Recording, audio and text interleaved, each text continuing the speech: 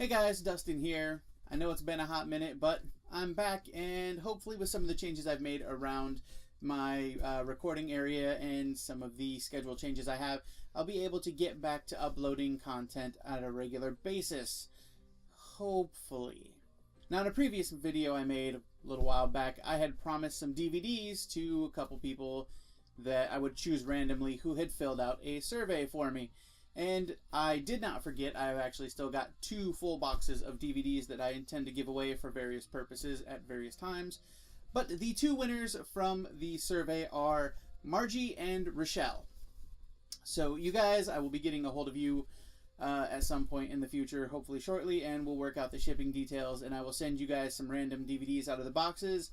They may be newer, they may be older. They may be good movies, they may be really super cheesy movies.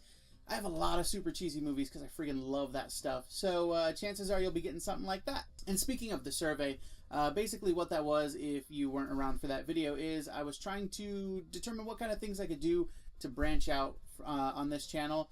Some of the review videos that I was doing, I really like doing those, but they're very labor intensive when it comes to editing. I mean, I got to do a lot of clips and stuff like that, and especially now with YouTube's stricter settings, the horror videos and stuff like that are usually the first things to get censored anymore, so it would be kind of a pain to put a lot of work into weekly review videos with that much work, and then, you know, just have them either locked out or censored or shut down or whatever. So I'll still do them, just probably not as frequently. I'll be doing some other stuff instead. It'll all still be horror. And that actually brings me to this video. I wanted to try something new for my first video back.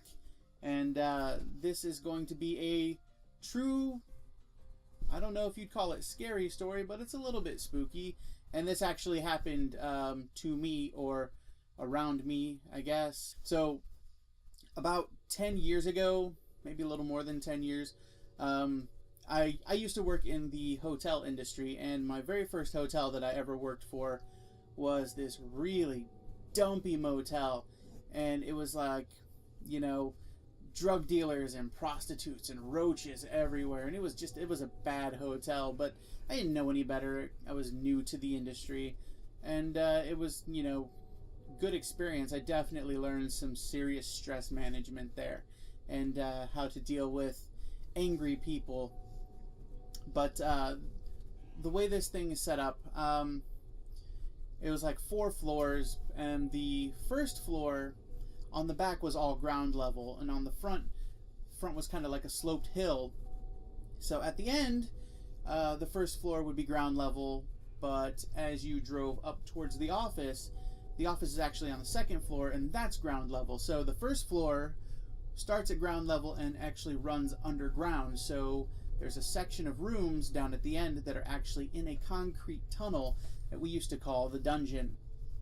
And they were definitely not the best rooms. We usually would sell those last, just because nobody wanted them, really. I mean, the rooms weren't that great anyway, but those rooms especially sucked. Mostly because, you know, you don't get any light down there. The only light you get is artificial because it's in a concrete tunnel. So definitely no daylight, but at the same time, you don't got anybody parking in front of your windows with their car lights blaring in and stuff like that.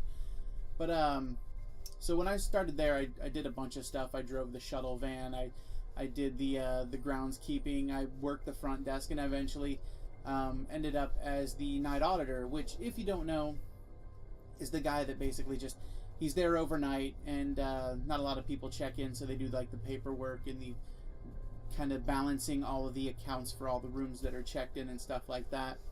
And if you know anybody that's ever worked in the hotel industry, or you've worked in the hotel industry, you know that the night shift, the night auditor, is the person who will meet the most messed up people and see the most messed up stuff, like, ever.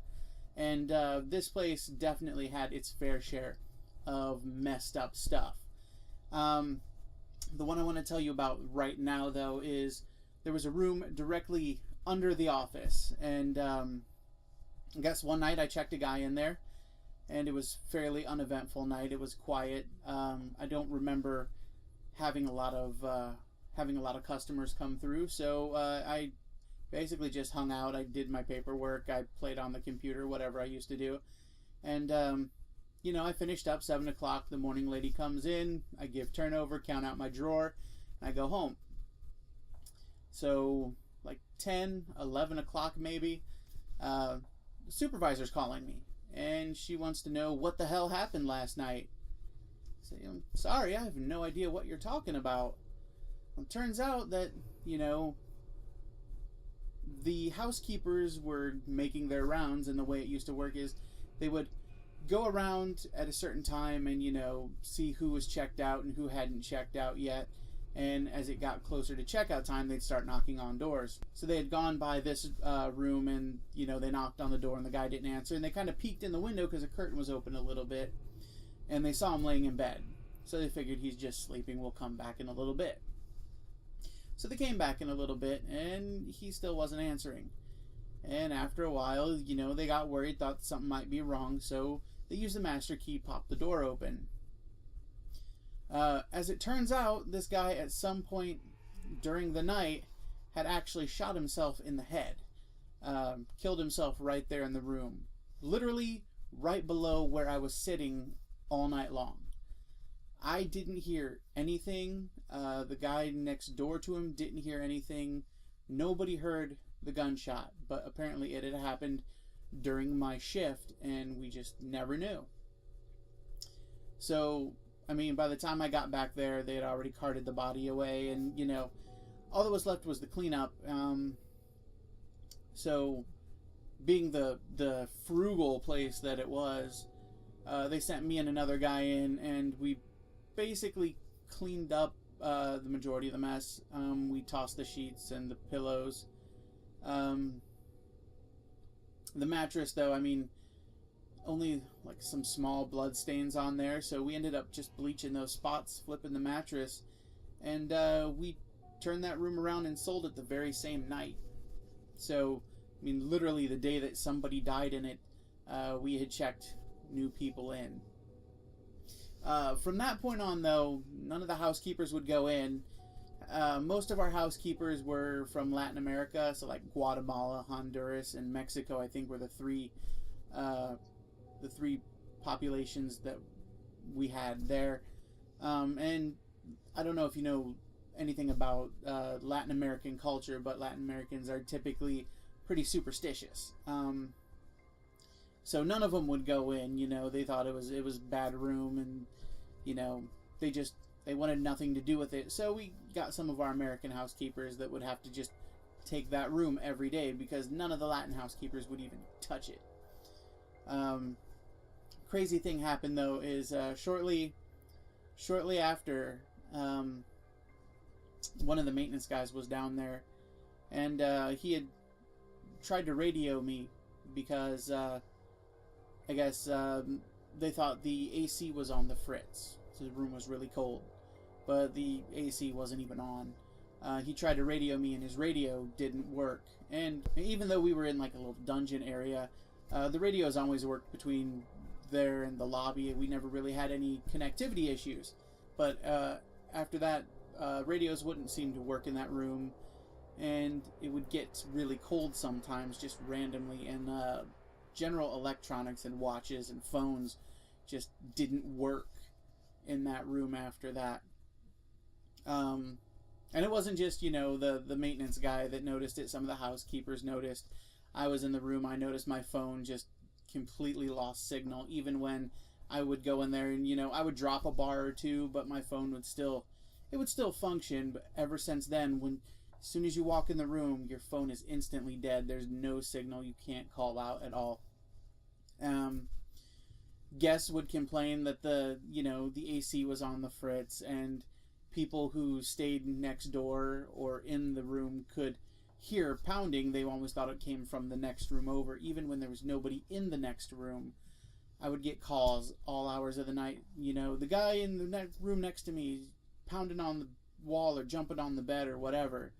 And I would look up in the computer, and sure enough, there would be nobody checked into that room. And, we weren't allowed to tell anybody what happened in that room.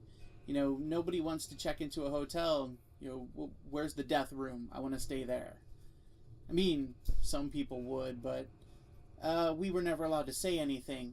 What we did do, though, is if we did have a guest, though, that was like, you know, came in and they were really drunk, or just a pain in the ass, or we just didn't like them, we usually saved the death room for them.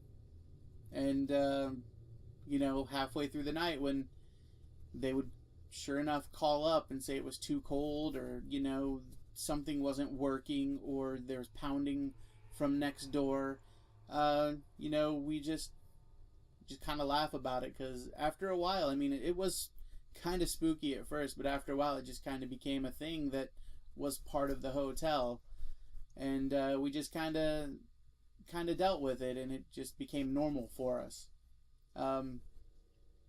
If you ever go to a hotel, though, I mean, I can pretty much guarantee you that unless the hotel you're staying at is brand new, it's almost definitely going to have a death room in it somewhere. Somebody has died in that hotel, especially if it's, you know, 5 years, 10 years or older.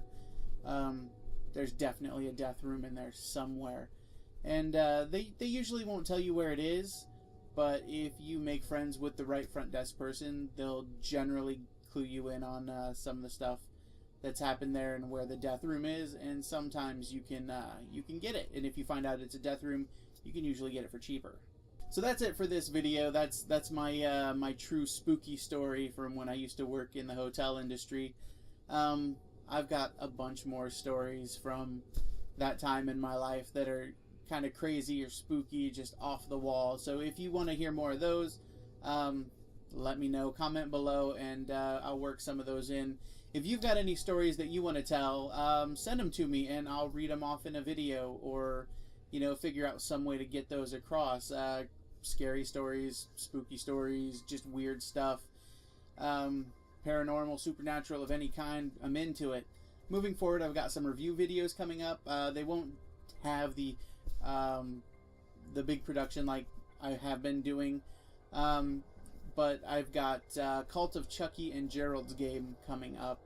Probably within the next week I might post both of those.